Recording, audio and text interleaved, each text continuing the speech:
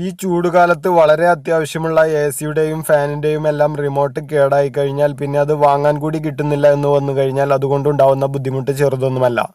എസിയുടെയും ഫാനിൻ്റെയും മറ്റു ഉപകരണങ്ങളുടെയും എല്ലാം കേടായ റിമോട്ട് കൺട്രോൾ കിട്ടുന്നില്ലെങ്കിൽ അത് എങ്ങനെ സിമ്പിളായിട്ട് പരിഹരിക്കാമെന്നാണ് ഈ വീഡിയോയിൽ പറയുന്നത്.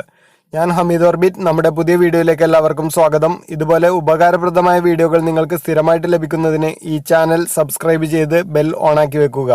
നിങ്ങൾക്കറിയാം, ആയിരക്കണക്കിന് ഇന്ത്യൻ ബ്രാൻഡുകളും വിദേശ ബ്രാൻഡുകളും എല്ലാം ഇത്തരത്തിലുള്ള ഫാന്, എസി അതുപോലുള്ള ഇലക്ട്രോണിക് ഉപകരണങ്ങളെല്ലാം ഉൽപ്പാദിപ്പിക്കുന്നുണ്ട്. അവയെല്ലാം വളരെ വ്യത്യസ്തമായ മോഡലുകളിൽ പല രീതിയിലുള്ള റിമോട്ട് കൺട്രോളൊക്കെ ഉപയോഗിച്ചിട്ടാണ് പ്രവർത്തിക്കുന്നത്.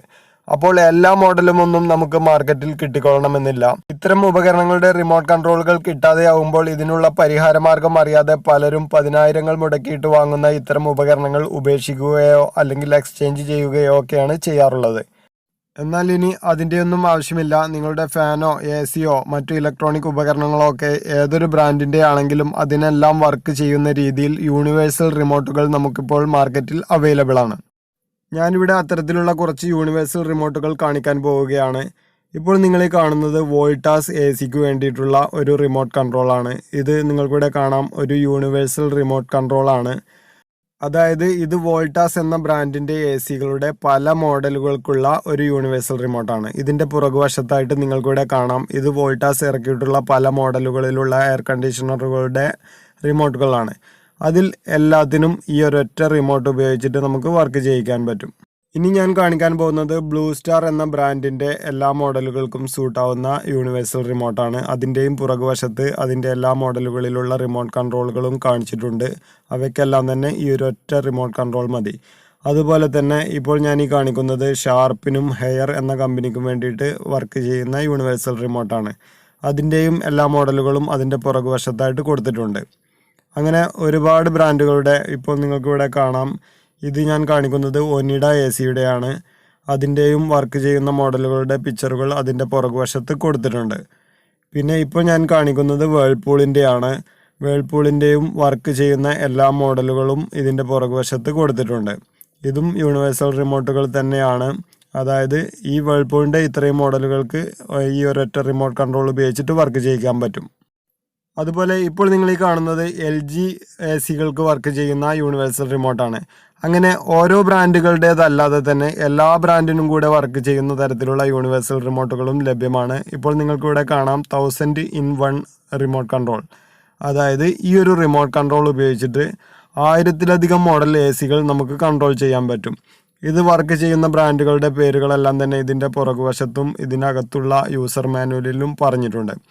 ഇതിൻ്റെ ഉള്ളിൽ നിങ്ങൾക്കിവിടെ കാണാം, ഈ ഒരു റിമോട്ട് കൺട്രോളും അതിൻ്റെ കൂടെ ഒരു യൂസർ മാനുവലും നമുക്ക് ലഭിക്കുന്നതാണ്. അതിൽ ഈ ഒരു റിമോട്ട് കൺട്രോൾ ഉപയോഗിച്ചിട്ട് വർക്ക് ചെയ്യിക്കാവുന്ന എല്ലാ ബ്രാൻഡുകളുടെ പേരുകളും അതുപോലെ തന്നെ ഓരോ ബ്രാൻഡുകളുടെയും വ്യത്യസ്ത മോഡലുകൾക്ക് ഇതെങ്ങനെ വർക്ക് ചെയ്യിക്കാം എന്നുള്ള കാര്യങ്ങളുമെല്ലാം ഈ ഒരു യൂസർ മാനുവലിൽ കൊടുത്തിട്ടുണ്ട്. അപ്പോൾ ഇത് നമുക്ക് ഓരോ ബ്രാൻഡിനും ഇതിന് ഓരോ കോഡ് നമ്പറുകൾ അതിൻ്റെ കൂടെ കൊടുത്തിട്ടുണ്ട്. ഓരോ ബ്രാൻഡിൻ്റെയും ഓരോ മോഡലിനും ഓരോ കോഡ് നമ്പറുകളാണുള്ളത്.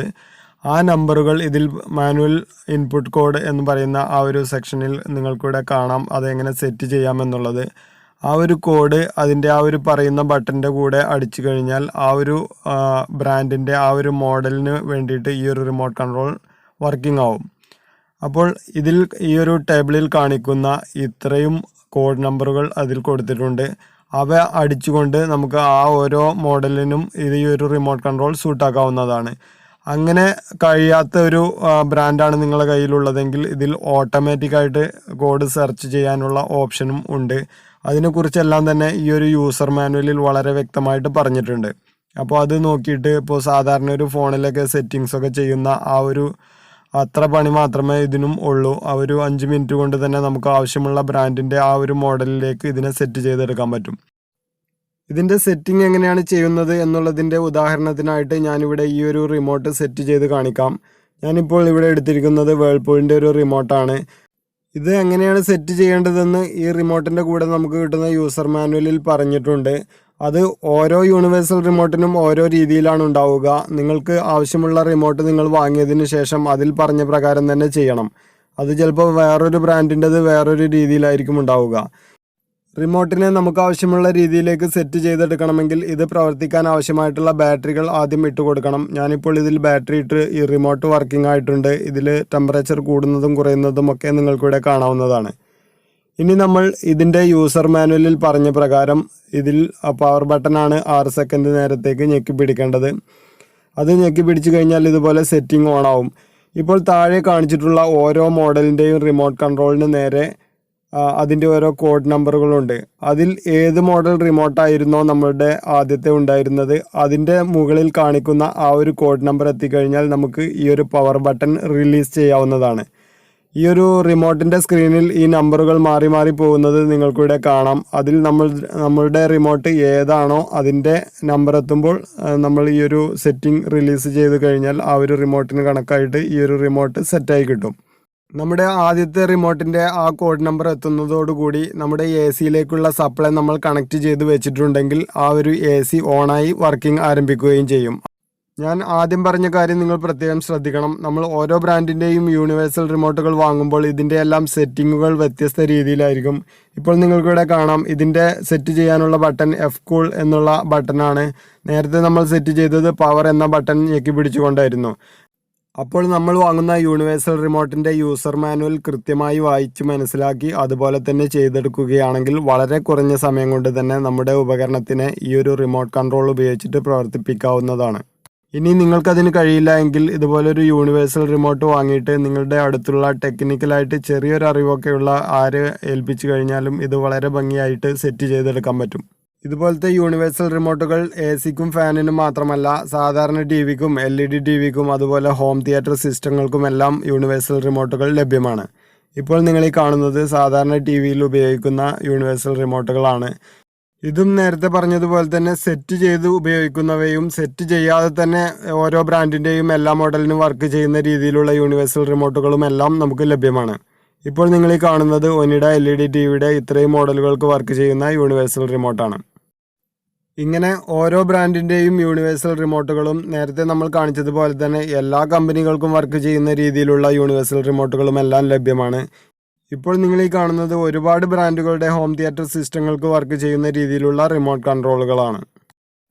എല്ലാത്തരം ഉപകരണങ്ങളുടെയും റിമോട്ട് കൺട്രോളുകൾ നിങ്ങൾക്ക് കൊറിയറായിട്ട് ലഭിക്കണമെങ്കിൽ ഇപ്പോൾ സ്ക്രീനിൽ കാണുന്ന നമ്പറിലേക്ക് വാട്സപ്പ് ചെയ്യുക. ഇതുമായി ബന്ധപ്പെട്ട് നമ്മൾ മുമ്പ് ചെയ്തിട്ടുള്ള വീഡിയോകൾ കാണുന്നതിനും ഇത്തരം റിമോട്ട് കൺട്രോളുകൾ നിങ്ങൾക്ക് ഓൺലൈനായിട്ട് വാങ്ങുന്നതിനുമൊക്കെയുള്ള ലിങ്കുകൾ ഞാൻ ഈ വീഡിയോയുടെ ഡിസ്ക്രിപ്ഷനിൽ ഇട്ടിട്ടുണ്ട്.